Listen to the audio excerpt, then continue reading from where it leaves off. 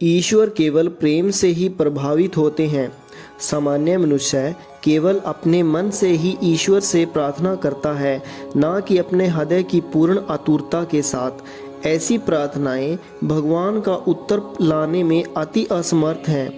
परमात्मा से हमें आत्मविश्वास से और ऐसी निकटता की भावना के साथ बातचीत करनी चाहिए जैसे हम अपने माता पिता से करते हैं। ईश्वर से हमारा संबंध केवल अप्रतिबंधित प्रेम का ही होना चाहिए। अन्य किसी संबंध से कहीं अधिक परमात्मा से जगन माता के रूप में हम अधिकार पूर्वक व स्वाभाविक ढंग से उत्तर की मांग कर सकते हैं। ईश्वर इस प्रकार की विनती को स्वीकार करने के लिए विवश हो जाते हैं, क्योंकि माता का सार ही अपने बच्चे से प्रेम और क्षमा है, चाहे वह कितना ही महापापी ही क्यों ना हो। माता व बच्चे के बीच संबंध ईश्वर द्वारा प्रदान किए गए अमानवीय प्रेम का अत्यधिक सुंदर रूप है। ईश्वर का एक निश्चित धारणा जैसे जगन्माता के रूप में अनिवार्य है, अन्यथा कोई स्पष्ट उत्तर नहीं पा सकता और प्रभु से उत्तर पाने की मांग दृढ़ होनी चाहिए। अर्थ विश्वासी प्रार्थना पर्याप्त नहीं है। यदि आप दृढ़ निश्चय कर लें, ईश्वर मुझसे अवश्य वार्तालाप करेंगे, और आप कोई अन्य शंका मन में ना लाएं, चाहे कितने ही वर्षों तक भगवान आपको उत्तर ना दें।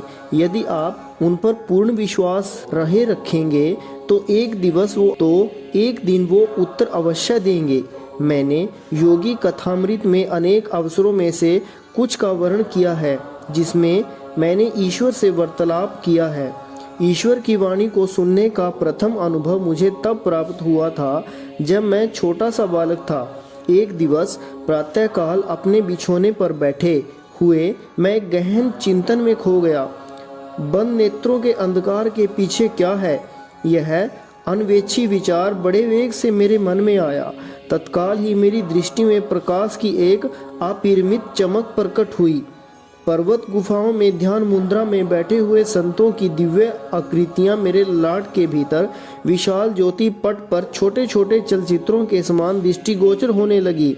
आप कौन हैं? मैंने ऊंचे स्वर में पूछा। हम हिमालय के योगी हैं।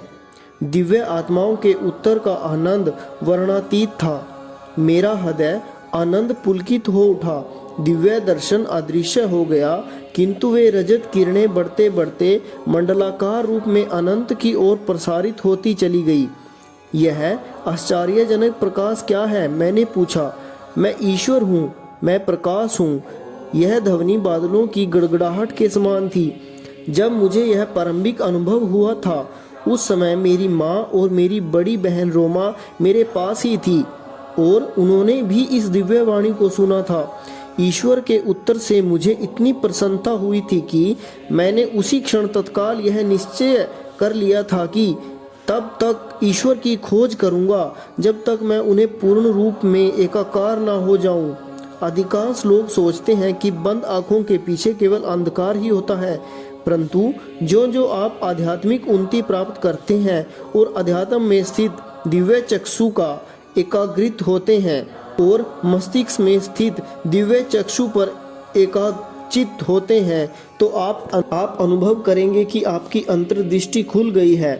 आपको एक दूसरा जगत दृष्टिगोचर होगा जो अनेक प्रकाशों का बना और अति सुंदर है। महात्माओं के दिव्य दर्शन, जैसे कि मैंने हिमालय के योगियों के किए थे, आपके सामने प्रकट होंगे। यदि आपकी एकाग्रता और गहन हो जाए तो आपको भी ईश्वर की वाणी सुनाई देगी। बारंबार धर्म ग्रंथों ने भगवान के वचन को दोहराया है कि वे हमारे साथ वार्तालाप करेंगे और तुम मुझे ढूंढोगे और मुझे पालोगे जब तुम अपने सच्चे हृदय से मेरी खोज करोगे। भगवान तुम्हारे पास ही है यदि तुम उनके साथ होना चाहते हो, और यदि तुम उन्हें खोजने का प्रयास करोगे तो उन्हें पा लोगे, किंतु यदि तुम उन्हें छोड़ दोगे तो वे भी तुम्हारा त्याग कर देंगे। देखो, मैं द्वार पर खड़ा हूँ और इसे खटखटा रहा हूँ। यदि कोई मनुष्य मेरी आवाज़ सुने और द्वार खोले तो मैं आपके पास आऊँगा और उसके साथ भोजन करूँगा और वह मेरे साथ। यदि आप ईश्वर के साथ केवल एक बार भी संपर्क कर लें और उनके मौन को तोड़ सकें तो वे कई बार आपके साथ वार्तालाप करेंगे, परंतु प्रारंभ में यह बहुत कठिन है।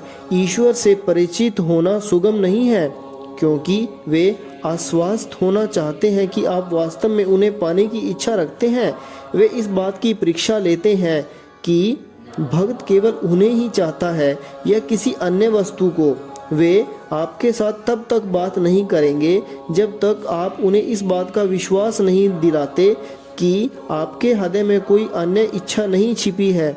यदि आपके हृदय में केवल उनके उपहारों को पाने की आकांक्षाएं भरी हुई हैं, तो वे आपके सामने क्यों प्रकट होंगे।